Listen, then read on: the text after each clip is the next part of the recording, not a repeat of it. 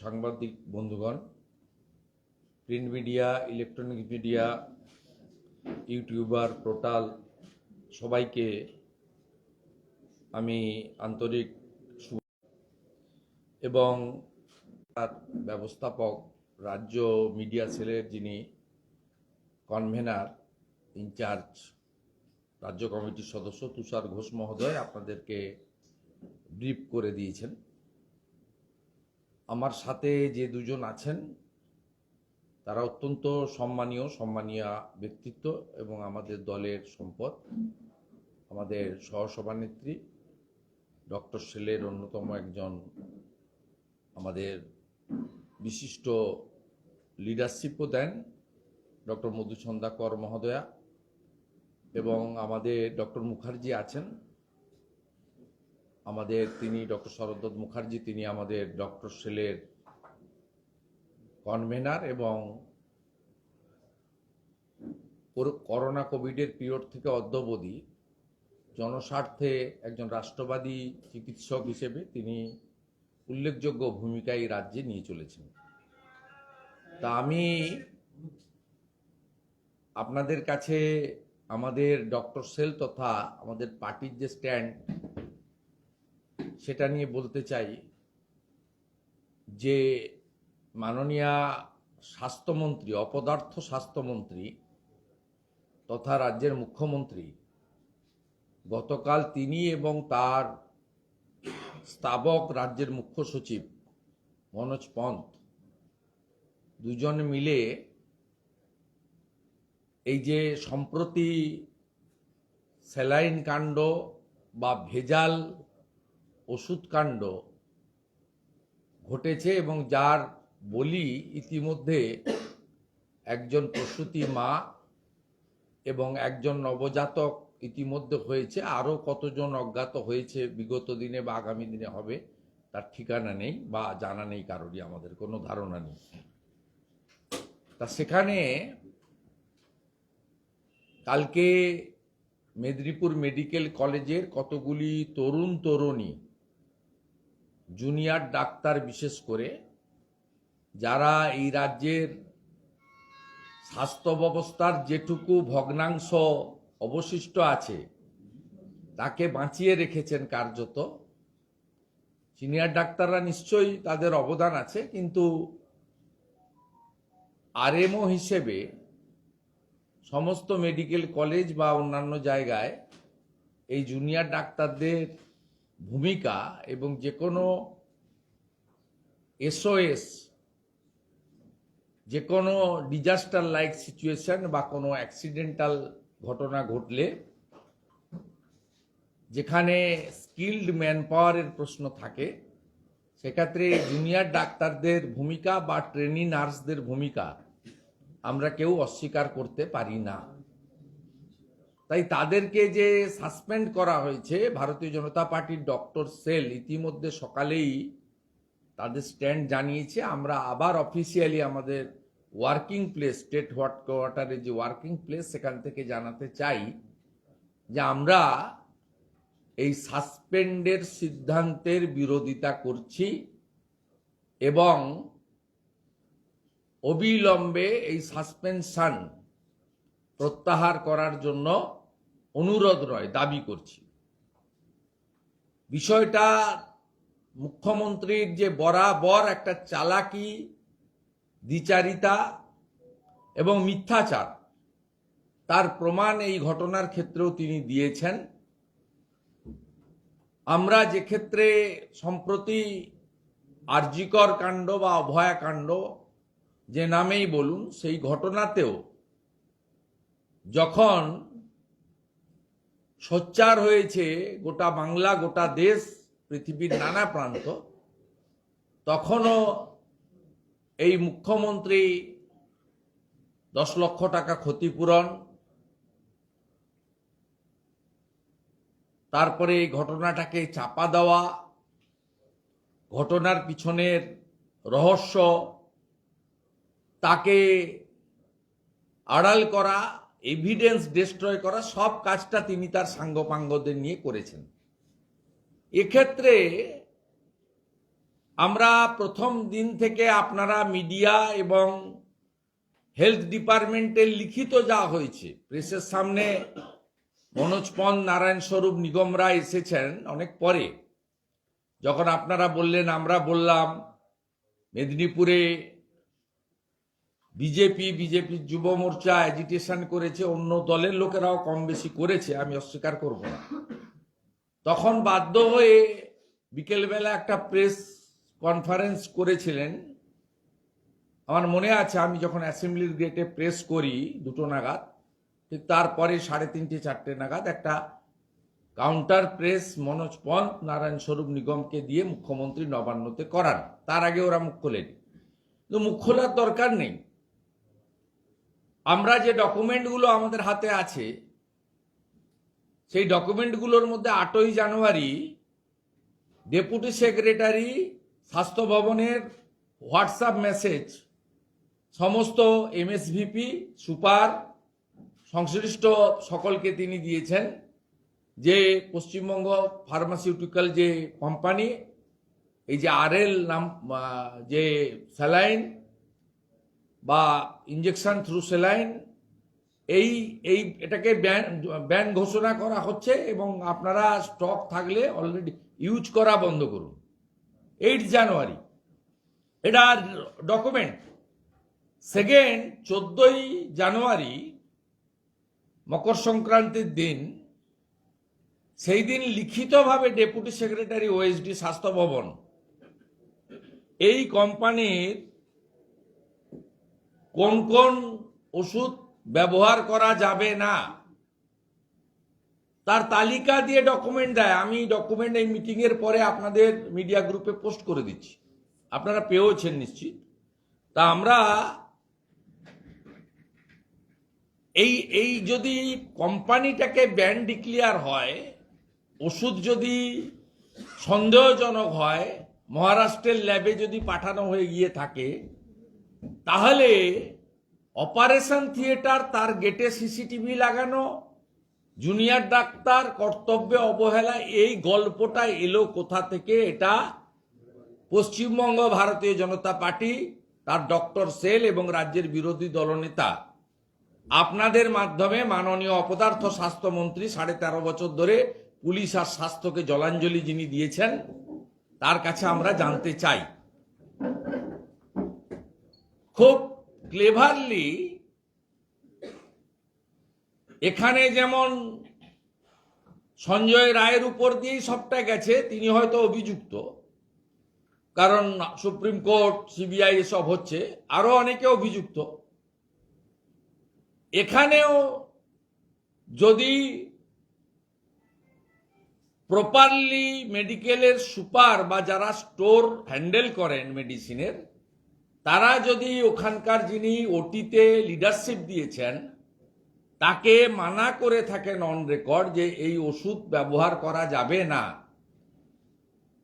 তারপরেও যদি করে থাকেন, তদন্তে উঠে আসে নিশ্চিতভাবে এই ওষুধ ব্যবহার করার জন্য সরকারের আপত্তির পরেও তিনি দোষী হতে পারেন। কিন্তু কর্তব্যে অবহেলার টার্মটা এবং একসঙ্গে আরজি করের জুনিয়র ডক্টরদের যে আন্দোলন, সেই আন্দোলনে বিব্রত মুখ্যমন্ত্রী তথা অপদার্থ স্বাস্থ্যমন্ত্রী তার প্রতিহিংসা পরায়ণতাকে চরিতার্থ করার জন্য এই সুযোগটাকে কাজে লাগিয়ে এই সাসপেনশন যেটা করেছেন, এটা অবৈধ, অগণতান্ত্রিক। শুধু তাই নয়, এরা কেউ ক্যাপিটেশন ফি দিয়ে কোনো প্রাইভেট মেডিকেল কলেজ থেকে ডাক্তার হননি, ম্যানেজমেন্ট কোটার ডাক্তার নয়। আমরা যা খোঁজ নিয়েছি, এরা প্রত্যেকে মেধাযুক্ত, পড়াশোনা করে এসে সাধারণ মধ্যবিত্ত কৃষক পরিবার থেকে উঠে আসা সমস্ত কৃতি ছাত্রছাত্রী, যারা পড়াশোনার মধ্য দিয়ে নিজেদের মেধা অধ্যবসায়ের বিকাশ ঘটিয়ে ডাক্তারি পেয়েছেন, তাদের ক্যারিয়ারটাকে ধ্বংস করার জন্য এবং এদের মাধ্যমে ভারতীয় জনতা পার্টির ডক্টর সেলি বলুন, অরাজনৈতিক এনএমও বলুন বা অন্য যে সমস্ত জুনিয়র ডক্টরস ফোরাম যারা আছেন, নন পলিটিক্যালি লড়াই করছেন বা তারা সবাই মিলে করছেন, তাদেরকে কার্যত ভয় দেখানোর জন্য মেদিনীপুর কোতোয়ালি পিএসএ এই 12 জনের নামে নন বেলেবল অফেন্স দিয়ে সিওমইচকে বাধ্য করানো হয়েছে এফআইআর করতে। অর্থাৎ শুধু সাসপেনশন নয়, এক্ষুনি যদি আমাদের এই এফেক্টেড ডক্টরসরা আদালতে গিয়ে কোনো প্রোটেকশন না চান বা না পান, তাহলে তাদের গ্রেপ্তার করার অ্যাম্পল স্কোপ এই vindictive lady, worthless health minister of our state Mamata Banerjee, তিনি তার পুলিশকে দিয়ে নেবেন। আমরা এক্ষেত্রে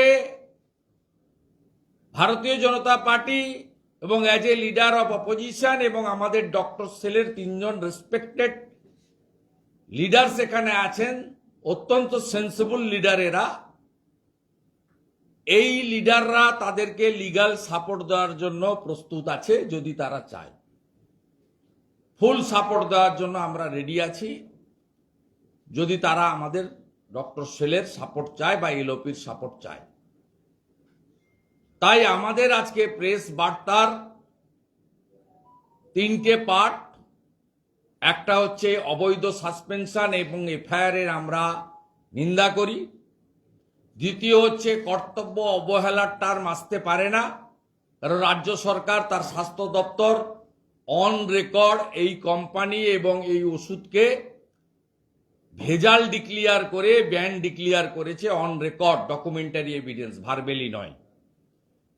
থার্ড পার্ট হচ্ছে এই জুনিয়র ডক্টররা যে কোনো ধরনের লিগ্যাল সাপোর্ট চাইলে ডক্টর সেল, বিজেপি এবং লিডার অফ অপোজিশন, আমরা we are ready to rendering our both hands. শুধু তাই নয়, কলকাতা হাইকোর্টে যে 2-3টি পিল হয়েছে তার মধ্যে একটি পিল ডক্টর সেলের doctor Bishwapati Mukherjee with advocate Kaustav বাগচির মাধ্যমে করেছেন, তারা করেছেন। ওটা তাতেও আমাদের ফুল সাপোর্ট রয়েছে এবং তার ফলে এই আপনারা নিজেরাই দেখেছেন, স্পেশাল সেক্রেটারি হেলথ স্বাস্থ্য ভবনে আমাদের বিজেপির 15 জন এমএলএর সঙ্গে যখন শর্ট ইন্টারাকশন করছিলেন, যখন আমরা বলি কর্ণাটক সরকার আপনাকে 13ই ডিসেম্বর 2024 অ্যালার্ট করেছে, তিনি বলেছেন আমরা 10ই ডিসেম্বর 2024 জেনেছি। তাহলে 11ই ডিসেম্বর থেকে অদ্যাবধি 14ই জানুয়ারি পর্যন্ত যখন ফুল স্টককে ক্লিয়ার না করলো সরকার, এই 1 মাস 4-5 দিন কত পশ্চিমবাংলার রোগীকে এই ভেজাল এবং সাসপেক্টেড পয়জনাস স্যালাইন ইউজ করা হয়েছে তার তালিকাও আমরা চাই প্রকাশ করে, পাবলিকলি বা মিডিয়াকে না দিয়েও অন্তত পেশেন্টকে অ্যালার্ট করে তাদেরকেও প্রিকশনারি যে ট্রিটমেন্ট করা দরকার, প্রয়োজনে এইমসের সাহায্য নিয়ে, সে দাবিও আমরা করি। এবং এটা কালকে প্রপারলি কলকাতা হাইকোর্টে ভিকটিমের কম্পেনসেশন এবং কাদের শরীরে এই আরএল ব্র্যান্ড ইউজ হয়েছে তার তালিকাও সম্মানীয় প্রধান বিচারপতি 30 তারিখের মধ্যে জমা দিতে বলেছেন এবং 30 তারিখে নেক্সট ডেট রেখেছেন। ডক্টর বিশ্বপতি মুখার্জি এখানে আছেন, যিনি পিলের ফার্স্ট সিগনেটরি। সেক্ষেত্রে যেহেতু স্বাস্থ্য সচিবের বিরুদ্ধে আমাদের অভিযোগ, মুখ্য সচিবকে হলফনামার মাধ্যমে এই তালিকা মহামান্য উচ্চ আদালত কলকাতাতে প্রধান বিচারপতির, মাননীয় প্রধান বিচারপতির বেঞ্চে জমা দিতে হবে। সেটার জন্য এখনো 10-12 দিন টাইম আছে, কিন্তু আমরা চাই জনস্বার্থে রাজ্য সরকারের স্বাস্থ্য দপ্তর এটাতে রাজনীতি, ইগো, দম্ভ, অহংকার, 220 আমাদের, কারোর কথা শুনবো না, 6টা উপনির্বাচনে জিতে গেছি, বিরোধী নেই, এসব যে মাথার মধ্যে কাজ করছে আপনাদের, এইটা ছাড়ুন। অন্তত এই ইস্যুতে এটা করবেন না, ওদেরকে অ্যালার্ট করুন ওদের চিকিৎসা দেওয়ার ব্যবস্থা করুন। টেকনিক্যাল কোনো বিষয় থাকলে ডাক্তারবাবুরা বলছেন, সেটা শুনেই আমরা বলছি, I am not doctor or expert. ডাক্তারবাবুরা সব টক শোতে বলছেন যাদের ইমিউনিটি পাওয়ার বেশি তারা হয়তো এটাকে ঠেকিয়ে দিতে পারবে, যাদের ইমিউনিটি পাওয়ার নেই তাদের হয়তো এফেক্ট হবে। এবং কতটা পরিমাণে এখানে এই টক্সিন ঢুকে আছে সেটা ল্যাব থেকে যখন মহারাষ্ট্রের পুনে থেকে যখন আসবে তখন পরিষ্কার বোঝা যাবে। এক্ষেত্রে আরেকটা পয়েন্ট বলে আমি আমার বক্তব্য কনক্লুড করব, সেটা হচ্ছে পোস্টমর্টম রিপোর্টে সেপ্টিসেমিয়া বলা হয়েছে, তাহলে কর্তব্যে অবহেলার বিষয়টা আসছে কোথা থেকে? এটাও আমাদের এই জুনিয়র ডক্টর বা ডক্টরস সিনিয়রও যারা আছেন, আমরা সকলের পক্ষে এফেক্টেড ডক্টরসদের, যদি পিএম রিপোর্টে সেপ্টিসেমিয়া বলা হয়ে থাকে তাহলে কেন কর্তব্যে অবহেলা এই টার্মটা এই রাজ্যের অপদার্থ স্বাস্থ্যমন্ত্রী, মুখ্যমন্ত্রী, যিনি এই রাজ্যটাকে জলাঞ্জলিতে নিয়ে গেছেন, সমস্ত ডিপার্টমেন্টে ফেল এবং ভয়ঙ্কর অবস্থায় পৌঁছেছেন, এবং তার পোষ্য স্তাবক সচিবদের, আইএসদেরকে সমস্ত মিথ্যা কথাগুলো বলিয়ে গরিত অপরাধ করছেন, পাপ করছেন, যার ফল ভবিষ্যতে তারা পাবেন, আমরা ঈশ্বরে বিশ্বাস করি। কেন বলছেন কর্তব্য অবহেলা? আপনারই ডক্টররা, কোনো সেন্ট্রাল গভর্নমেন্টের ডক্টর ছিল না, আপনার ডক্টররা পিএম রিপোর্টে সেপ্টিসেমিয়া লেখার পরে আপনি কর্তব্যে অবহেলার গল্প আনেন কি করে, এই প্রশ্ন করছি।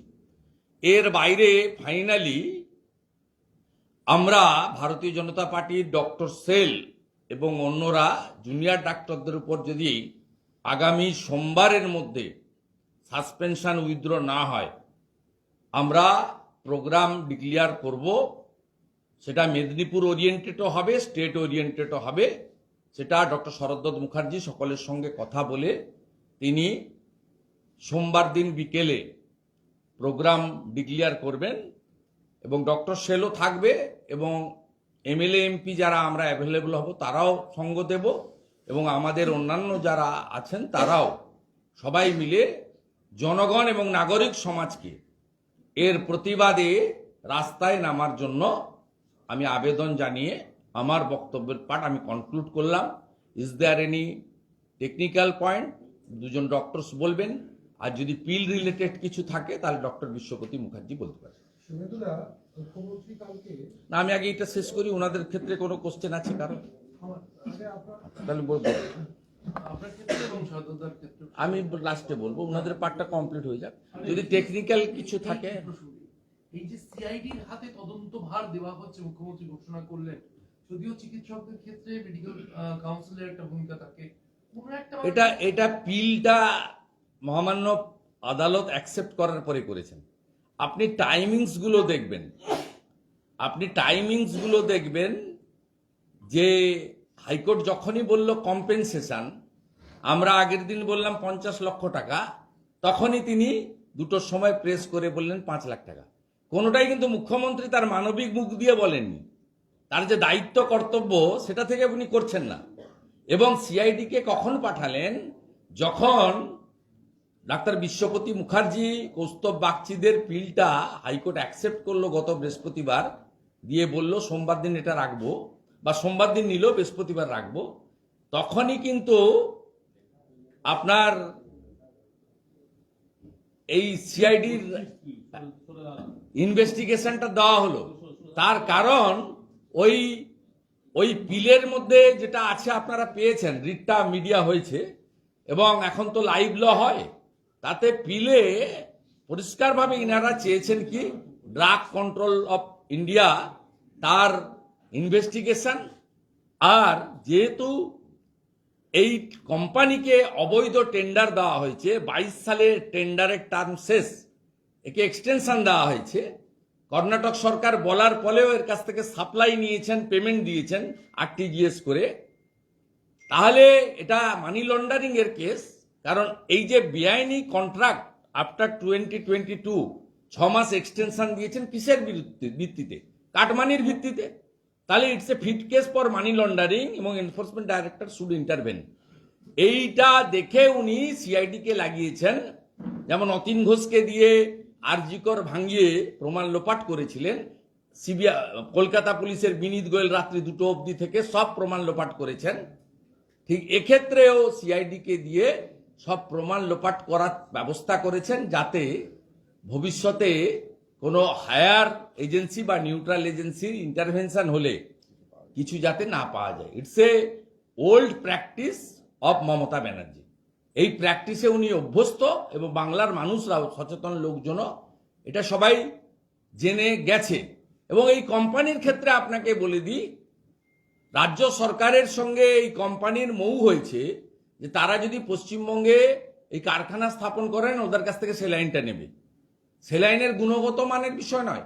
সেই জন্য উত্তর দিনাজপুরের ইসলামপুর সাব ডিভিশনে চোপড়াতে এই কোম্পানির কারখানা তৈরি হয় এবং এই কোম্পানির সঙ্গে ওদের চুক্তি করেছে রাজ্য সরকার যে এখানে কারখানা করলে, ইনভেস্ট করলে আমরা এটা নেব। কিন্তু সাইকেল কোম্পানির ক্ষেত্রে আবার আলাদা। একটা সাইকেল কোম্পানি বাংলার এখানে পানাগড়ে জায়গা চেয়েছিল যে আমরা সাইকেল এখানে উৎপাদন করব, একই রেটে দেবো বা কম রেটে দেবো, সবুজ সাথীর সাইকেল আমাদেরকে দেওয়া হোক। সেটা দেওয়া হয়নি কারণ মুখ্যমন্ত্রীর পরিবারেরই পবন অরোরা, অঙ্কুশ অরোরার সাইকেল সাপ্লাই দেয়, পাঞ্জাবের কোম্পানিকে দিয়ে রেখেছে 7 বছর ধরে, স্টিল নাও। কিন্তু এই জাল ওষুধ তৈরি করার জন্য ইসলামপুরের চোপড়াতে ওদেরকে জমির ব্যবস্থা করে এবং প্রতি মাসে তৃণমূল কংগ্রেসের ফান্ডে ওখানে চোপড়াতে ওখানকার এমএলএ, ওখানকার যারা কর্তা ব্যক্তিরা আছে, কারখানা থেকে এসে 2 লক্ষ করে টাকা নিয়ে যায়।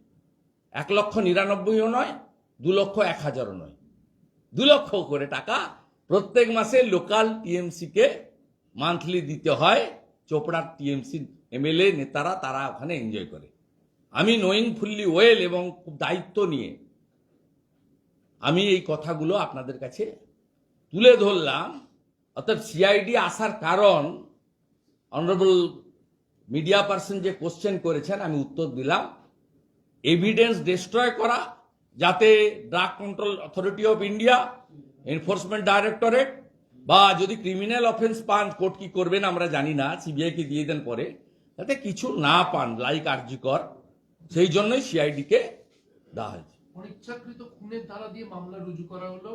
আজকে কোতোয়ালি থানায় গিয়েছিলেন সিআইডির আধিকারিকরা এবং যে 12 জন চিকিৎসক বা জুনিয়র চিকিৎসক তাদের বিরুদ্ধে অনিচ্ছাকৃত খুনের ধারা, এটাই নন বেলেবল, এটা এখন বেলেবল নেই, এটা নন বেলেবল। তবে বিএনএসে ভারত সরকার ডাক্তারদের প্রোটেকশনও দিয়ে গেছেন।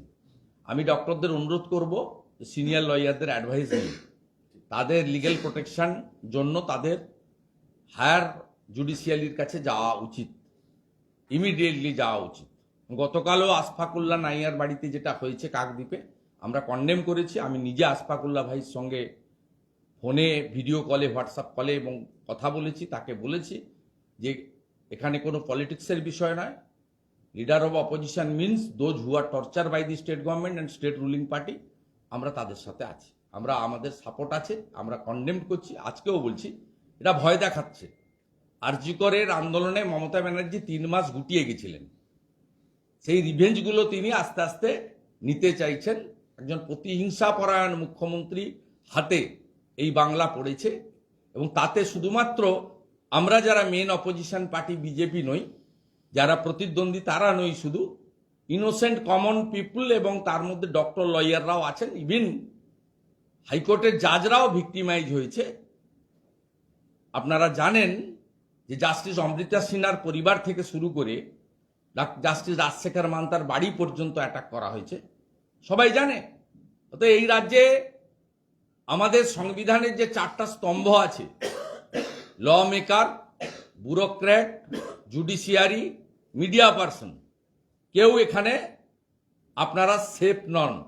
আপনারা প্রত্যেকটা হাউস, 2-1টি হাউস ছাড়া বাদ দিয়ে প্রত্যেকে সন্দেশখালী এবং আরজিকরের ঘটনার পরে নানাভাবে আক্রান্ত হয়েছেন। আপনারা শুধু নন, পোর্টাল ইউটিউবার যারা আছেন তাদের অনেককেই জেল খাটতে হয়েছে, হ্যারাস হতে হয়েছে, তাদের অ্যাকাউন্ট পর্যন্ত ফ্রিজ করা হয়েছে, সিজ করা হয়েছে নানাভাবে। বিগ হাউসের লোকেদের উপরও টর্চার হয়েছে। ক্যামেরাম্যান সহ একটা বহুল প্রচারিত ইলেকট্রনিক্স চ্যানেলের লোককে সন্দেশখালিতে ইভিনিংয়ে আফটার তার ডিউটি কমপ্লিশনের পরে করা হয়েছে। আরেকটা বহুল প্রচারিত চ্যানেলের একজন রিপোর্টারের আমাদের মুকুন্দপুর যাদবপুরের বাড়ি তছনছ করে দেওয়া হয়েছে। এরকম মাল্টিপল নাম্বার অফ এক্সাম্পল আছে। সেক্ষেত্রে এখানে কনস্টিটিউশনের 4টে যে পিলার, তার 4টে পিলারের কেউই সেফ নয়, সকলেই আনসেফ। এমন একটা রাজ্যে আমরা বাস করছি, এটাকে কার্যত বলা যেতে পারে স্বৈরতান্ত্রিক ব্যবস্থাপনা এবং জঙ্গলের রাজ্য। আপনি একটু আগে যে আরজি করার কথা বললেন, এই প্রসঙ্গে আনছি বিষয়টা। 14ই আগস্ট রাত, আমরা অনেকগুলো আগস্টের দুটো রাতের মধ্যে 14ই আগস্ট রাত যেদিনকে ভাঙচুর করা হয়েছিল, আপনি আজকে প্রেস কনফারেন্সে উল্লেখ করেছেন। কলকাতা পুলিশ এতদিনেও 150 দিনেও কি উদ্দেশ্যে সেখানে ভাঙচুর করা হয়েছিল, কারা ভাঙচুর করেছিল এবং কার নির্দেশে সেমিনার রুমের পাশে থাকা সেই ঘরটি ভেঙে দেওয়া হলো, এগুলো উদ্ধার করতে এর সঙ্গে একটু অ্যাড করে যে আগামীকাল রায় আরজিকর মামলা রায় হতে চলেছে আগামীকাল। আশা করছেন 14ই আগস্ট তদন্তে দেখুন রায় কি দেবেন জাজ জানেন, এবং চার্জশিট হয়েছে, যে অ্যারেস্ট হয়েছে কলকাতা পুলিশের হাতে, পরবর্তীকালে হ্যান্ড ওভার হয়েছে তার এগেনস্টে। কিন্তু অ্যাজ এ পার্সন আমরা কেউই মানে স্যাটিসফাইড হতে পারছি না। এই কাজটা একার কাজ নয়, এবং নিশ্চয়ই সাপ্লিমেন্টারি চার্জশিটের স্কোপ আছে।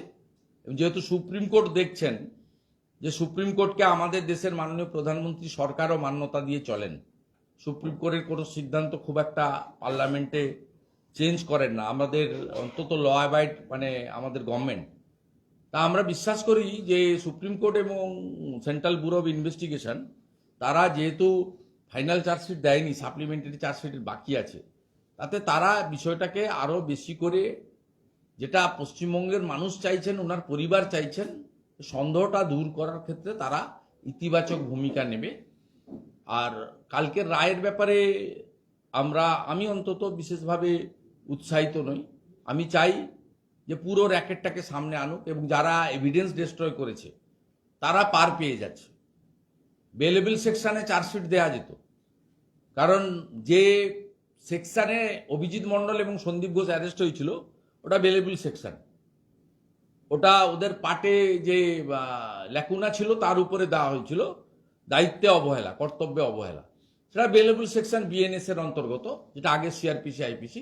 কিন্তু সেক্ষেত্রে চার্জশিটটা দেওয়া যেতেই পারত। সেটা নিয়েও আমাদের পার্সোনাল ওপিনিয়ন ডিফারেন্স আছে, কিন্তু আমরা মনে করি যে এই চ্যাপ্টার ক্লোজ হয়ে যায়নি। ও ভারতবর্ষের সর্বোচ্চ আদালত অভয়ার কেসকে এক্সেপশন হিসেবে ধরে তারা তার পরিবারকে এবং সমাজকে স্যাটিসফাইড করবে। কারণ অভয়া কেসের পরেও এই রাজ্যে শিশুকন্যা বা নারী নির্যাতন এতটুকুও কমে যায়নি। অনেকগুলো ইনসিডেন্ট ঘটেছে অভয়াকাণ্ডের পরে, 9ই আগস্টের পরে অন্তত 10টা বড় ইনসিডেন্ট ঘটেছে কুলতলি থেকে শুরু করে গোটা রাজ্যে, যে ঘটনাগুলো অত্যন্ত পেনফুল এবং মর্মান্তিক।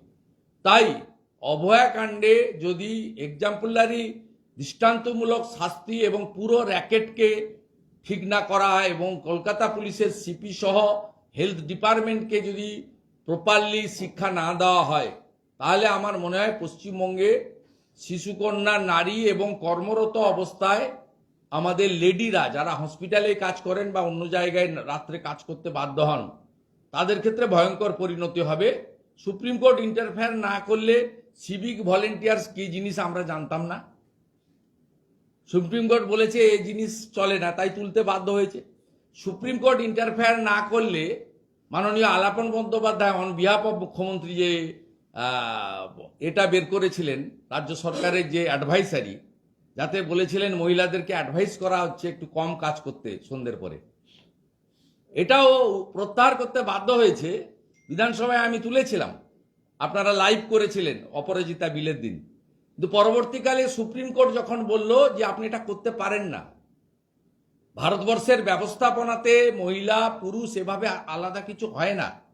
ইভিনিং এর পরে রাজ্যের মুখ্যমন্ত্রী, মহিলা মুখ্যমন্ত্রী বলতে আমার লজ্জা হচ্ছে, তিনি তার প্রধান উপদেষ্টা আলাপন বন্দ্যোপাধ্যায়কে দিয়ে প্রেস ব্রিফিং করে নোটিফিকেশন করলেন যে ইভিনিং এর পরে মহিলারা যেখানে যেখানে কাজ করেন একটু কম কাজ করুন, আওয়ারটা কমিয়ে দিন। তা আমার কথা নয়, রাজ্য সরকারের লিখিত সার্কুলারের কথা। এবং এটাও প্রত্যাহার হয়েছে সুপ্রিম কোর্টের প্রপার ইন্টারভেনশনের পরে এবং স্ট্রিকচারের পরে। তাই আমরা উই আর হোপফুল যে ফাইনালি ভারতবর্ষের সর্বোচ্চ আদালত সুপ্রিম কোর্ট তারা সমাজে এমন বার্তা দেবেন যাতে পশ্চিমবঙ্গে শিশুকন্যা, নারী এবং বিশেষ করে কর্মরত অবস্থায় যে মহিলারা রয়েছেন তারা প্রোটেকশন পান। লক্ষ্মী যদি বাড়ি চলে যায়, লক্ষ্মী ভাণ্ডার দিয়ে কোনো লাভ নেই মাননীয়া। আপনি একটা, কালকে আমি গ্রামে গেছিলাম, প্রত্যন্ত চন্দ্রকোনার ওই গ্রামে কৃষক পরিবারের, গরিব পরিবারের একটা মাকে আপনি কেড়ে নিলেন আর তার দায়ভার চাপালেন কতগুলো মেধাযুক্ত ডক্টরদের উপরে, যে ডাক্তারবাবুদেরকে আমরা মানুষরূপী ভগবান বলে মনে করি। 14ই আগস্ট রাতের যে ভাঙচুর, যার তদন্ত কলকাতা পুলিশের করার কথা ছিল, 14ই আগস্ট রাতে ভুল করে 3 তলা 3rd ফ্লোর নানান আমরা বক্তব্য পেয়েছি, সেমিনার রুমের পাশের ঘর, বাথরুম ভাঙচুর করা হবে। যখন সারা রাজ্য রাজ্জাগছে তখন আর্জিকর ভাঙচুর করছে কি দুষ্কৃতী। অতীন ঘোষ বলেছে, আমাকে মমতাদি ফোন করেছিল, আমার কথা তো নয়। মিডিয়াতে দেখিয়েছে ছোট ছোট ট্রাকে করে কারা এসেছে, এরা পার্টিকুলার কমিউনিটির গুন্ডারা যারা ভোট লুট করে, তাদেরকে সমস্ত জায়গা থেকে, বেলগাছিয়া তো মূলত লিড করেছে, তার সঙ্গে কামারহাটি থেকে শুরু করে বহু জায়গা থেকে ছোট ছোট গাড়ি করে কয়েক হাজার মব অ্যাসেম্বল করা হয়েছিল এবং সব নন তৃণমূল কংগ্রেসের লোক। এবং অতীন ঘোষ তো বলেছে, মুখ্যমন্ত্রী আমাকে ফোন করেছিলেন, তিনি বলেছেন 13 তারিখে মুখ্যমন্ত্রী আমাকে ফোন করেছিলেন, তা ফোন করে এটাই বলেছিলেন। এবং কেউ না বলা সত্ত্বেও সিপি সেখানে রাত্রি 12টায় পৌঁছান, রাত্রি 2:40 বেরিয়ে যান এবং ফেস টাইম কলে মুখ্যমন্ত্রীকে বলে যান যে অপারেশন ইজ ওভার, অর্থাৎ এভিডেন্স সব ডিস্ট্রয় করে দিলাম। দেবরার বিধায়ক, তৃণমূল বিধায়ক, তিনি কার্তিক মহারাজকে জেলে ঢুকিয়ে দেওয়ার কথা বলছেন, সন্ত্রাসবাদী বলছেন। কোথাও গিয়ে দাঁড়িয়ে মনে হচ্ছে না যে বাংলাদেশের এরকম চিন্ময় প্রভুকে, একজন হিন্দু সন্ন্যাসীকে জেলে ঢুকিয়ে দেওয়া হচ্ছে? এখানেও ঠিক একই জিনিসটা সাদৃশ্য কোথাও দেখা যাচ্ছে না? এটা তো একেবারে বাস্তব। এরা গেরুয়া বসন, গেরুয়া রংকে আক্রমণ করেছে। মেটাল কালার করতে বলেছিল ভারত সরকার হেলথ এগুলোকে, ইনস্টিটিউশনগুলোকে, সেটা করেনি। ন্যাশনাল রুরাল হেলথ মিশনের গাইডলাইন ভায়োলেট করেছে। মেটাল কালারের সঙ্গে রাজনীতির কি সম্পর্ক আছে? হ্যাঁ, তার সঙ্গে রাজনীতির কি সম্পর্ক আছে? মুখ্যমন্ত্রী শিলিগুড়িতে গেছিলেন, ফিরেছেন বলে দমদম এয়ারপোর্টের গায়ে একটা বাড়ি, 3 তলা, গেরুয়া কালারের বাড়ি, সেখানে সবুজ একটা চাদর ঝুলিয়ে দেওয়া হয়েছিল। আমি টুইট করার পরে পুলিশ গিয়ে খুলেছে। মুখ্যমন্ত্রী বাগডোগরা থেকে ওখানে নামবেন, ওখানে বরুণ নট্ট বলে একটা কাউন্সিলর ওখানকার এয়ারপোর্ট থানার আইসিকে নিয়ে গিয়ে সবুজ একটা কাপড় ঝুলিয়ে দিয়েছিল যাতে মুখ্যমন্ত্রীর চোখে গেরুয়া না লাগে। মুখ্যমন্ত্রী প্রকাশ্যে গেরুয়ার বিরুদ্ধে বলেন, তাই কার্তিক মহারাজের অপরাধ, তার মস্তক মুন্ডিত। কার্তিক মহারাজের অপরাধ, তিনি শাকাহারী। কার্তিক মহারাজের অপরাধ, তিনি গেরুয়া বসন পরে থাকেন। কার্তিক মহারাজের অপরাধ, তিনি চিন্ময় কৃষ্ণ প্রভু যেটা চেয়েছিলেন তিনি এই বাংলাতে, ভারতবর্ষে সেটা করছেন, যা স্বামী প্রণবানন্দ ভারত সেবাশ্রম সংঘ সৃষ্টি করেছিলেন। কেন হরিচাঁদ সাগর, গুরুচাঁদ সাগর মতুয়া তৈরি করেছিলেন ইসলামীকরণের বিরুদ্ধে, নইলে কয়েক কোটি মানুষ ইসলাম নিয়ে নিত। 1907-8 সালে স্বামী প্রণবানন্দ হিন্দুদের অস্তিত্ব রক্ষা করার জন্য ভারত সেবাশ্রম সংঘ করেছিলেন। আজকে চিন্ময় কৃষ্ণ প্রভু বাংলাদেশের, এখানেও আছে হিন্দুদের মধ্যে যে নানা মত, নানা পথ যে বিভক্ত ছিল, সেই বিভাগটাকে রেখে ব্রাহ্মণ, ক্ষত্রিয়, বৈশ্য, সদ্য, রামকৃষ্ণ মিশন, ঠাকুর অনুকূল চন্দ্র, ইস্কন ইত্যাদি ইত্যাদি, এই যে বিভাগ, সেটাকে বলেছেন রাখুন এটা, কিন্তু সামনে আনুন সনাতনী ভাবধারা এবং সনাতনী একতা। এই কাজটা চিন্ময় কৃষ্ণ প্রভু করেছেন। এই কাজটা এখানে কার্তিক মহারাজ, প্রদীপ্তানন্দজি মহারাজ পূজ্যপাত করতে চাইছেন। তাই তৃণমূলের চোখে চক্ষুশূল হচ্ছেন, কারণ তৃণমূল 30% মুসলমান ভোট নিয়ে জিততে পারবে না, তাকে 15% হিন্দু ভোট চাই। আর কার্তিক মহারাজরা যদি সনাতনীর ঐক্যবদ্ধতা চান, আর যদি 70% হিন্দুর 70% হিন্দু এক হয়ে যায়, 49% হয়ে যায়, তাহলে তো সরকার বদলে যাবে। 39% হিন্দু জনজাতি অলরেডি ঐক্যবদ্ধ হয়ে বিজেপিকে ভোট দিচ্ছে, আর 5% সনাতনী জনজাতি যদি ঐক্যবদ্ধ হয়ে যায়, তারা ভাতার লোভ ছেড়ে নিজের ধর্মরক্ষতি রক্ষিত এটাতে যদি চলে আসে গীতাতে, তাহলে বুঝেছেন বিপন্ন। এটা তো চেয়ার দখল করে রাখো, রোহিঙ্গাদের ঢোকাও, ডেমোগ্রাফি বলতে দাও, জনসংখ্যা পাল্টে দাও, হাম দো হামারা চার আমারা ছয়, এইসব করে বাংলাকে হাতের বাইরে নিয়ে যাও এবং 50% পরে মুসলিম পার্সোনাল ল বোর্ড শরিয়া কানুন লাগু করে দাও। তখন বলবে আমরা বাংলা ভারতবর্ষ থেকে আলাদা হয়ে গেলাম। এই চেষ্টা স্বাধীনতার আগেও হয়েছে। সেই কারণেই 1947-এর 20 জুন পশ্চিমবঙ্গ বিধানসভার, তখন নাম ছিল আইনসভা, সেদিন ডক্টর শ্যামাপ্রসাদ মুখার্জির নেতৃত্বে, এবং অস্বীকার করার উপায় নেই, ইতিহাস আমরা অস্বীকার করি না, জ্যোতিবাবুও সমর্থন করেছিলেন, 58 জন হিন্দু আইনসভার এমএলএ সেদিন ভোট দিয়েছিলেন আমরা ভারতে থাকব, আর 21 জন মুসলিম আইনসভার সদস্য ভোট দিয়েছিলেন আমরা তদানীন্তন পাকিস্তান অর্থাৎ পূর্ব পাকিস্তানে থাকবো, আজকের বাংলাদেশ। এটা পরিষ্কার, এই তো আজকে নয়, 47 সাল থেকে যে লড়াই, এই লড়াইতে হুমায়ুন কবির ঠিকই বলছেন যে প্রদীপ্তানন্দ মহারাজ সন্ত্রাসবাদী। তার অপরাধ, তিনি সন্ন্যাসী, গৃহস্থ জীবন ছেড়ে সন্ন্যাস ধর্ম নিয়েছেন। তার অপরাধ তিনি গেরুয়া বসন পড়েন। তার অপরাধ তিনি শাকাহারী, সম্পূর্ণ শাকাহারী। তার অপরাধ তিনি নেশাভান করেন না। তার অপরাধ তিনি বেদ, উপনিষদ, গীতা, রামায়ণ, মহাভারতের কথা উল্লেখ করেন। তার অপরাধ শ্রী চৈতন্যদেব, স্বামী বিবেকানন্দ, প্রণবানন্দের কথা তিনি বলেন। তার অপরাধ তিনি সনাতনীদের ঐক্যবদ্ধ হতে বলেন। 26-এ বিপদ আসন্ন, আপনারা ঐক্যবদ্ধ হন, নইলে আপনারা বিপন্ন হবে।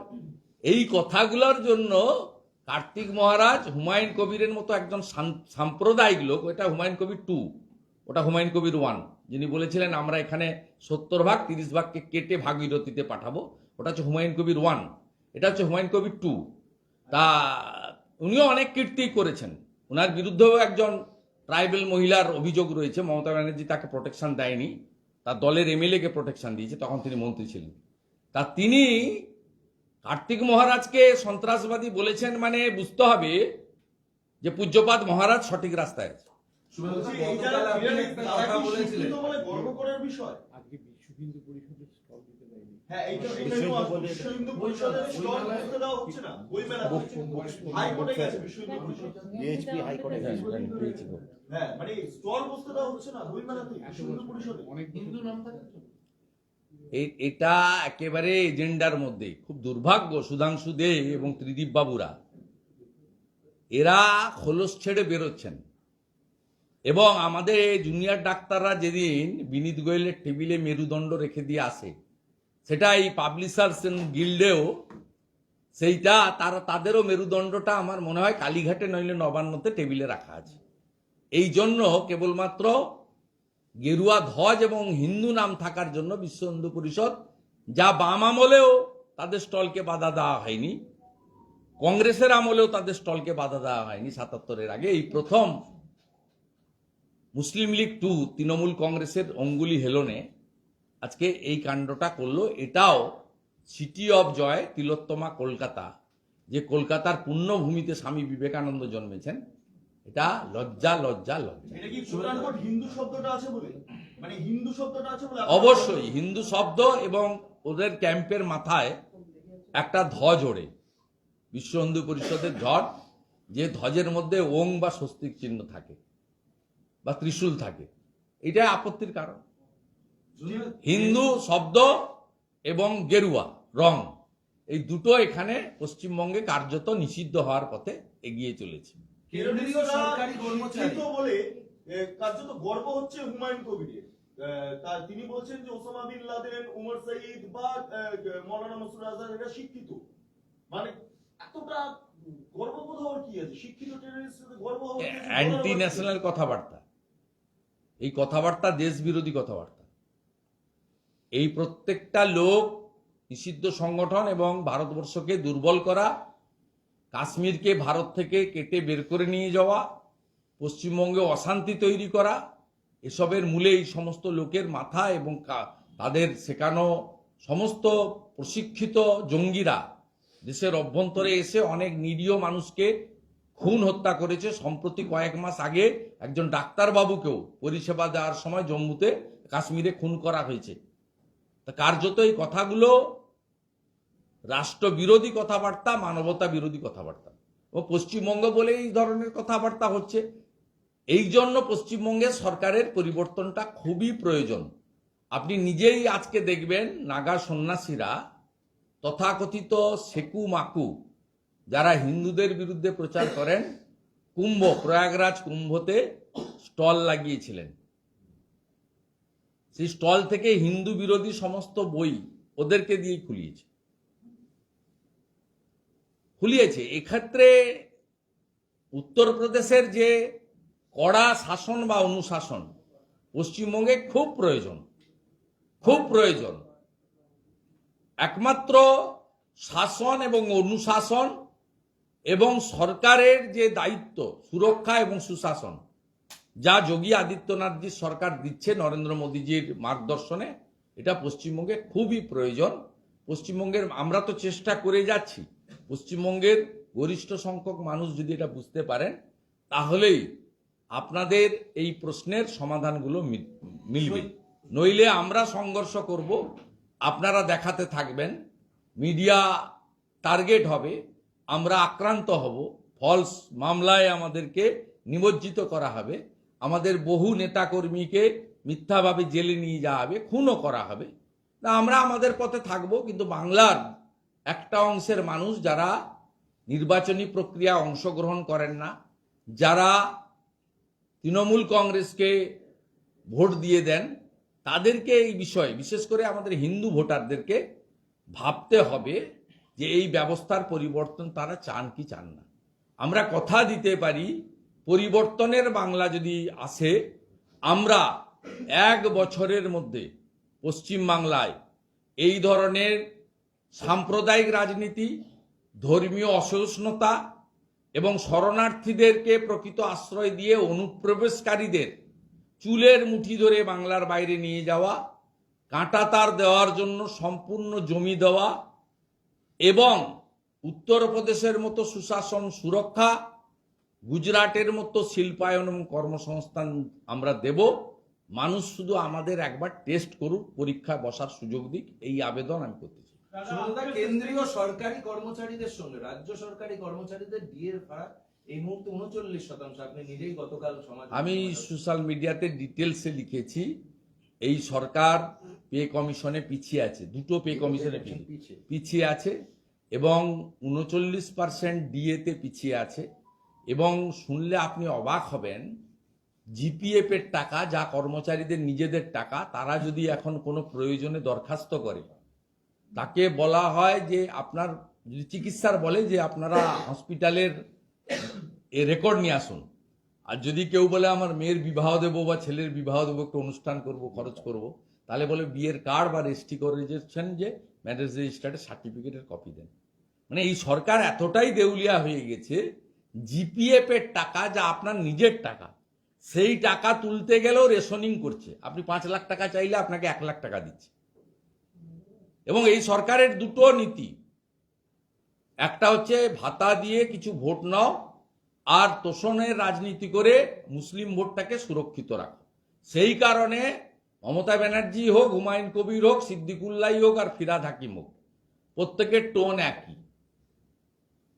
উগ্রপন্থী হোক, পাকিস্তানি হোক, আফগানিস্তানের লোক হোক, মোল্লা ইউনিসি হোক, যেই হোক, সাদ শেখ হোক আর জাভেদ মুন্সি হোক, সকলেই তাদের কোলের ছেলে। আর আমরা যারা বাঙালি হিন্দু, আমরা পিঠের ছেলে। যে টোনের কথা আপনি বললেন, সেই টোন ধরে একটা প্রশ্ন। শওকত মোল্লা আর না ভাই, আমার আজকে বলেছেন এখানে কয়েকটি পাঠা, তিনি পলিটিক্যাল লিডারদের, বিজেপির নেতৃত্বকে তিনি টার্গেট করে বলছেন এখানকার কয়েকটি পাঠা আছে, I am sorry for my language, বিজেপির, যারা বাংলাতে কোথাও কোথাও মিছিল করছে বলে আমাদের বর্ডার বন্ধ করতে হচ্ছে, ওরা উস্কানি দেয়। ভারত সরকার কয়েক মিনিট বর্ডার বন্ধ করে রাখে। আমরা মুসলিম আছি, শুভেন্দু অধিকারীর মতো গদ্দার যে ভাষায় আক্রমণ করে, মুসলিম সম্প্রদায় নিয়ে কথা বলে, তাতে এই বিশ্বাসঘাতকের জন্য আমাদের কষ্ট হয়। মানুষের মধ্যে দাঙ্গা লাগাচ্ছে শুভেন্দু অধিকারী। বক্তা এই লোকটার সম্পর্কে আমার মতো লোকের উত্তর দেওয়া উচিত নয়। প্রথম কথা হচ্ছে এই লোকটা আগে কোন রাজনীতি করত, এই লোকটা কি করেছে আমাকে বলতে হয়নি তো, আরাবুল ইসলাম গতকাল বলেছে যে মমতা ব্যানার্জিকে জীবনতলাতে গুলি করতে গেছিল। ওর সার্টিফিকেট ওর বন্ধু, প্রাক্তন বন্ধু আরাবুল ইসলাম দিয়েছে। এ সম্পর্কে না বলাই ভালো। এই লোকটাকে কেন সিবিআই ছেড়ে রেখেছে সেটাই আমার প্রশ্ন। পোস্টপোল ভায়োলেন্সে এই লোকটার নাম কলকাতা হাইকোর্টে এনএইচআরসি যে 19 জন গুন্ডার নাম দিয়েছিল, রেজিস্টার্ড গুন্ডা, তার মধ্যে শকত মোল্লা 1 নম্বর। 19 জন রেজিস্টার্ড গুন্ডার নাম ভারতের ন্যাশনাল হিউম্যান রাইটস কমিশন দিয়েছিল জাস্টিস বিন্দালের নেতৃত্বে। যে 5 ম্যান জাজ হয়েছিল তারা বলেছিলেন ফ্যাক্ট ফাইন্ডিং করে দিতে এনএইচআরসির 5 ম্যান টিমকে। সেই টিম ইউনানিমাসলি যে 19টা নাম দিয়েছিল তার মধ্যে শকত মোল্লা হচ্ছে one of them. Terrorist declare by the NHRC 2021 সালে কোর্টে জমা পড়েছিল। এর সার্টিফিকেট তো এনএইচআরসি দিয়েছে, আমাকে কেন ওর সম্পর্কে সময় নষ্ট করতে হবে? ফার্স্ট। সেকেন্ড হচ্ছে কোল স্ক্যামে নিজাম প্যালেসে ওকে 15 বার ডেকেছে, ও 3 বার গেছে। পুরুলিয়া আসানসোলে লালার যত কয়লা, দক্ষিণ 24 পরগনা, উত্তর 24 পরগনা, সুন্দরবন এলাকায় যত অবৈধ ইটভাটা টালিভাটা আছে সব কন্ট্রোল এরা করে এবং তার কয়লা সাপ্লাই করতে হয়ে আমি আশ্চর্য হয়ে যাই এই কয়লার কেসে বা পোস্টপোল ভায়োলেন্স কেসে এই লোকটা বাইরে থাকে কি করে? এই লোকটাকে ভিতরে ঢুকিয়ে অন্তত শাহজাহান, বালু এদের মতো, কেষ্টদের মতো 2-2.5 বছর তো ভিতরে রাখা উচিত সংশোধন করার জন্য। সংশোধিত ভাষণ শোনেন না এখন অনুব্রত মণ্ডলের? শান্তির কথা, ঐক্যের কথা, উন্নয়নের কথা বলেন, গুড় বাতাসার কথা বলেন না, নকুলদানার কথা বলেন না, ঢাকের আওয়াজ দেন না। কারণ উনি পশ্চিমবঙ্গের জেলে ছিলেন না, উনি তিহারের জেলে ছিলেন।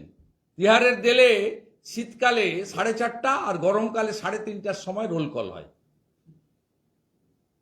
বিকেল 4টের সময় ডিনার নিয়ে ঢুকে যেতে হয়। পার্থরা বুঝতে পারছে না, পার্থ, শাহজাহান তারা এখানে 5 স্টারে আছে, বেলের মোরব্বাও খাচ্ছে, অষ্টমীর দিন লুচি ডালও খেয়েছে, রবিবার পাঁঠার ঝোলও খাচ্ছে।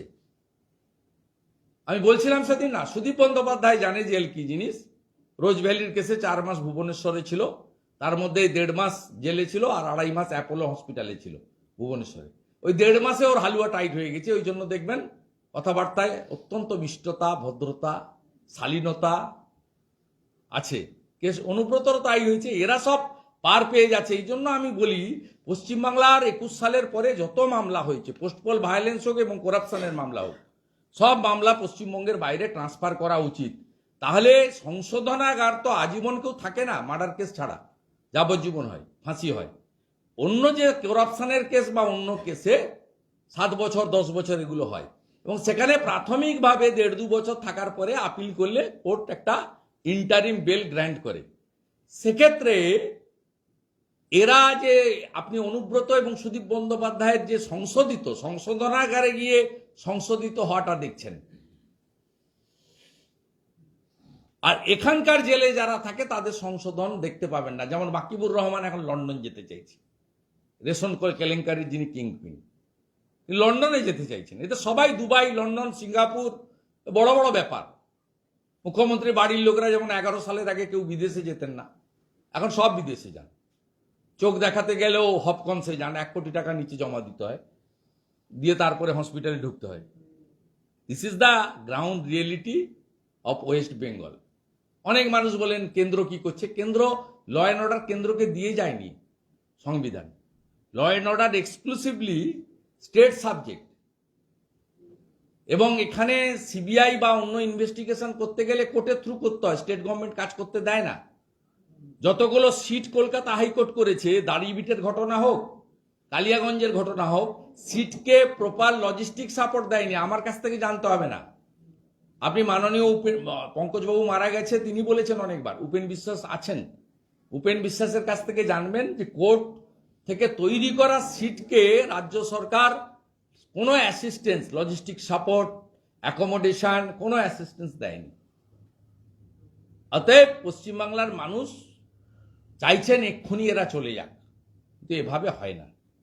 এদেরকে সরাতে গেলে আপনাদেরকে ২৬ সালের যে গণতন্ত্রের মহোৎসব আসছে, তাতে গণতন্ত্রের ডু অর ডাই লড়াইতে আপনাদের ঠিক করতে হবে যে vote for corrupted Mamata, autocrat Mamata, or no vote to Mamata. এই দুটোর মধ্যে একটা আপনাকে বেছে নিতে হবে। এবং আমরা আবারও বলি, যারা ভোট কাটছেন লেফটের লোকেরা বা অন্য যারা, তারা আগে গিয়ে জনগণকে বলুন যে নো ভোট টু মমতা। আপনারা আগে গিয়ে বলছেন no vote to Modi, no vote to BJP. আপনাদের উদ্দেশ্য নষ্ট হচ্ছে। আপনারা একদিকে বলছেন আমরা অত্যাচারিত, অন্যদিকে জ্যোতিবাবুর সংগ্রহশালা উদ্বোধনে মমতা ব্যানার্জিকে ডাকছেন, আর তিনি তাচ্ছিল্যের সঙ্গে বিমানবাবুর আমন্ত্রণ প্রত্যাখ্যান করছেন। এটা এখনো যে ২-৪ জন সিপিএম এর কমরেড ঘুরে বেড়াচ্ছেন নিচের তলায়, জবাব চাই, জবাব দাও, চোর ধরো, জেল ভরো, তাদেরকে বলি আপনাদের উপরে পুরো কমপ্লিট সেটিং আছে। সেটিং আমাদের সঙ্গে নেই। বাংলার 2,33,27,000 মানুষ আমাদের ভোট দিয়েছে। অ্যাপ্রক্স 40% ভোটার বিজেপির ভোট ব্যাংক তৈরি হয়েছে। We need only 5% Hindu vote. বাকি হিন্দুরা বাড়ি থেকে বেরিয়ে এসে ভোটিং করুন। অন্য দলকে যে হিন্দুরা ভোট দিচ্ছেন, আমাদের ভোট দিন। আমরা হিন্দু ভোট নিয়েই বাংলাতে একটা সরকার তৈরি করব এবং সমস্ত ভারতীয়কে সুরক্ষা দেব, উন্নয়ন দেব, সুশাসন দেব। সে ভারতীয়দের মধ্যে হিন্দুও থাকবে, মুসলিমও থাকবে, শিখও থাকবে, খ্রিস্টানও থাকবে, জৈনও থাকবে, বুদ্ধিস্টও থাকবে, কোনো সমস্যা নেই।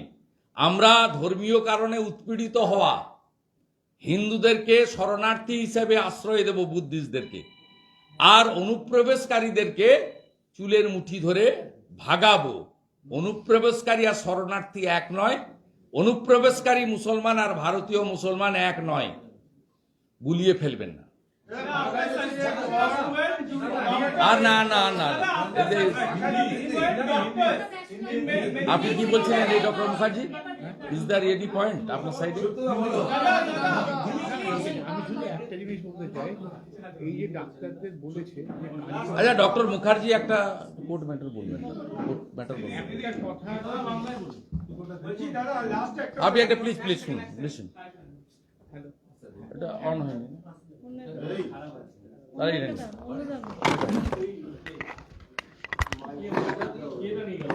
ই বাবা, এত আসবে না। ওইটা অন হচ্ছে না, কেবলটা চেঞ্জ করে দিন। হ্যান্ড মাইক রাখতে পারেন, বলুন। আমার আরো একটা কথা, এই জিনিসটা ঘটনাটা কিন্তু বছর দেড়েক ধরে চলছে এবং প্রচুর পেশেন্টের কিডনি প্রবলেম হচ্ছে। আপনারা যদি খোঁজ নেন দেখুন, প্রচুর পেশেন্ট ক্রনিক সিকেডির পেশেন্ট হচ্ছে এবং ডায়ালিসিস চলছে। এটা নাম্বার 1। আর সেদিন যে জিনিসটা করা হয়েছে, যে জুনিয়র ডাক্তাররা চিকিৎসা করতে পারবে না, পানিশেবল অফেন্স বলে দিয়েছে। এনএমসি, ন্যাশনাল মেডিকেল কাউন্সিলের গাইডলাইন আছে যে এদেরকে চিকিৎসা করতে দিতে হবে, এদের এতগুলো ওটি করতে হবে ইন্ডিপেন্ডেন্টলি এবং এতগুলো অ্যাসিস্ট করতে হবে, তাদেরকে লগবুক ফিল আপ করতে হয়। 10 বছর কোনো আরএমও নেই। যে ছেলেটাকে যদি কোনো ওটি না করতে দেওয়া হয়, তাহলে ভবিষ্যতে পরে গিয়ে সে তখন সুপার স্পেশালিটি হসপিটাল বা অন্য জায়গায় কি করে সামলাবে? সে যদি ওটি না করতে পারে, তাকে যদি শেখাতে না। আর কিন্তু এটা মেদিনীপুর নার্সিংহোমে হয়নি, মেদিনীপুর মেডিকেল কলেজে, যেটা এনএমসির গাইডলাইন মেনে চলে। কাজেই এনএমসির গাইডলাইনকে ভায়োলেট করছে এই সরকার। যাদেরকে ওটি করতে দেওয়ার জন্যে মানে ভুলভাল কথা বলে তাদেরকে 12 জনকে সাসপেন্ড করছে, এই জিনিসটা একদম অর্থহীন। কারণ এই গাইডলাইন মানে এই মেডিকেল কলেজগুলো চলে।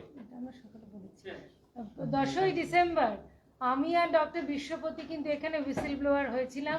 আমরা কিন্তু স্বাস্থ্য ভবন, স্বাস্থ্য ডিপার্টমেন্ট আমাদের সবাইকে সচেতন করেছিলাম, কারণ ততক্ষণে কর্ণাটকে এই ঘটনা ঘটে যায়। ডক্টর বিশ্বপতিও এখানে ছিলেন, আমিও ছিলাম, কিন্তু তা সত্ত্বেও 1 মাস লেগে গেল এবং একটি মৃত্যু দিয়েই কিন্তু আমাদের কথা যে সঠিক ছিল সেটা প্রমাণিত হলো। একটি মৃত্যু না, অনেক মৃত্যু। Shobhita, after suspension of 12 junior doctors and seniors, now cases has been slapped against those doctors. legal aid to those doctors if needed. What is your reaction? Just I got a message from Midnapur Medical College, the aggrieved doctors. They are interested to talk with me. I am ready to rendering my hands. As a leader of opposition, it's my duty. Because BJP Dr. Cell already declared that this suspension is illegal. It's a autocrat decision by the failed Health Minister as well as Chief Minister Mamata Banerjee. Tomorrow is the verdict day of the Archicor rape and murder case. Many expectations are being raised by the victim family. What is your expectation? Because I am not passing any comment regarding the judgment. It's a under process, a part of the process of the judiciary. But we the Bengal people are not happy because we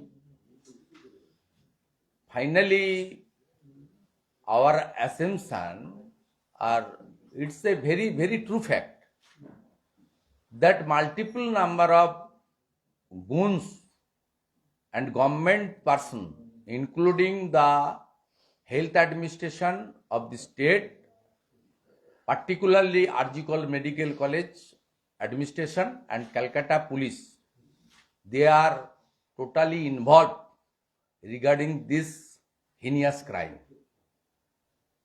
We want Central Bureau of Investigation should investigate the matter properly and they should book Narayan Swarup Nigam and Vineet Goyal under their custody. And we are too much hopeful that our higher judiciary, Supreme Court is looking the matter very carefully. We are hopeful, hope for the best. thank you, sir. Saif Ali Khan पर जो हमला हुआ उसको लेकर पश्चिम बंगाल के मुख्यमंत्री ने कहा है कि पश्चिम बंगाल में कानून व्यवस्था दूसरे राज्यों से बेहतर है, इस पे आप क्या बोलेंगे? कौन बोल रहा है? पश्चिम बंगाल की मुख्यमंत्री बोल रही है। हर रोज बंगाल में गोली चल रहा है। आपका पास तो तस्वीर नहीं आया, एक टीएमसी का लोकल लीडर कोतवाली पीएस मिदनापुर, वेस्ट मिदनापुर में बुलेट इंजर हुआ। मैं मेरा मीडिया ग्रुप में डिटेल्स दे रहा हूं, पिक्चर और आप देख लेना। अब तक पुलिस को पास जो एफआईआर गया, बोला तुम बुलेट हटाओ, बुलेट इंजरी हटाओ। आप इस कहां है? आप प्रिजन वैन के अंदर जो एक्यूज्ड प्रिजनर है उनका पास हथियार था, उसका हथियार से 2 पुलिस कर्मी के ऊपर घायल, प्राणघाती घायल कर दिया। चीफ मिनिस्टर को पहले तो सिलीगुड़ी जाकर वो दोनों को विजिट करना चाहिए था। DG went there, but police minister should go. Bengal का चीफ मिनिस्टर देवेंद्र फडणवीस जी को कोई सुझाव देने का जरूरत नहीं है, कोई जरूरत नहीं है। महाराष्ट्र का लॉ एंड ऑर्डर देखने के लिए एफिशिएंट चीफ मिनिस्टर है Devendra Fadnavis. He is looking the matter very seriously.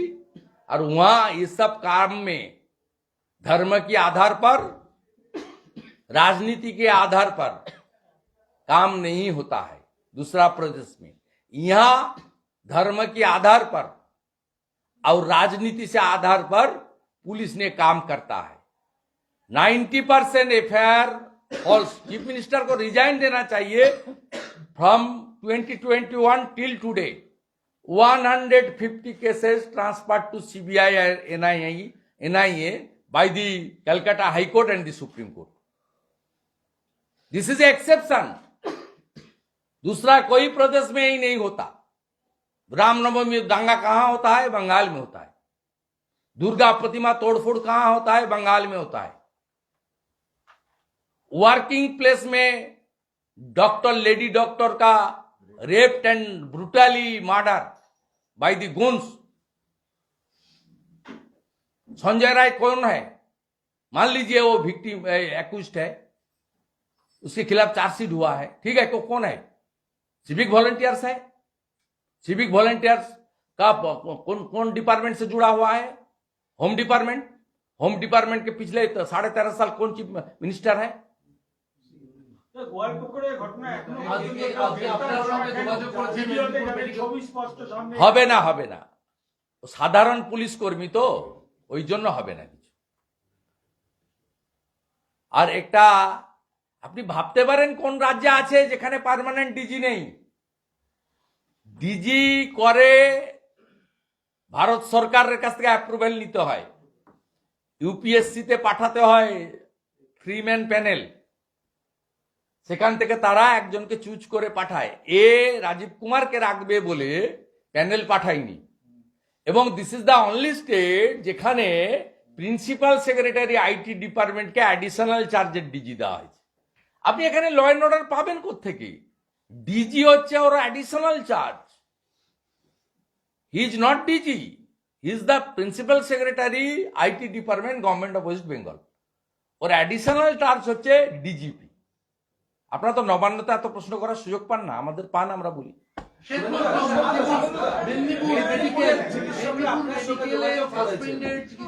আমি মেসেজ পেয়েছি, ডিটেলস জানি না, আমি কথা বলতে ইন্টারেস্টেড, আমি ওকে করে দিয়েছি। আমরা এখান থেকে আপিল করে দিয়েছি, আমরা করব। এবং মানডে বিকেলে যদি সাসপেনশন উইথড্র না হয় এবং এফআইআর কে ওরা ফাইনাল রিপোর্ট না দিয়ে দেয় মঙ্গলবার, তাহলে সোমবার বিকেলে উনি কিছু প্রোগ্রাম ডিক্লেয়ার করবেন ডক্টর সেল, আমরাও ইনভলভ হব। আমরা সবাই কথা বলে নেবো, স্টেট প্রেসিডেন্ট আমি কথা বলে নেবো, আমরা সবাই ইনভলভ হব এবং আমরা প্রপারলি মাঠে নামবো। আর একটা ডক্টর যদি অ্যারেস্ট হয় তাহলে মেদিনীপুর কোতোয়ালি থানার সামনে আমরা ধর্ণা দেব। যখনই অ্যারেস্ট হবে তার কয়েক ঘন্টার মধ্যে ওখানে থানার সামনে আমরা ধর্ণা স্টার্ট করব এবং আমরা কমপ্লিটলি, ওরা যদি চায় উইদাউট ফ্ল্যাগও আমরা রাজি আছি। আমরা জুনিয়র ডক্টর এবং ডক্টর যারা সাসপেন্ডেড এবং যারা ভিক্টিমাইজ তাদের পক্ষে একদম আমাদের দুটো হাত একদম रेडी করা আছে। दादा अखिलेश यादव ने ना मैं अखिलेश यादव के लिए दिल्ली का स्पोक्स पर्सन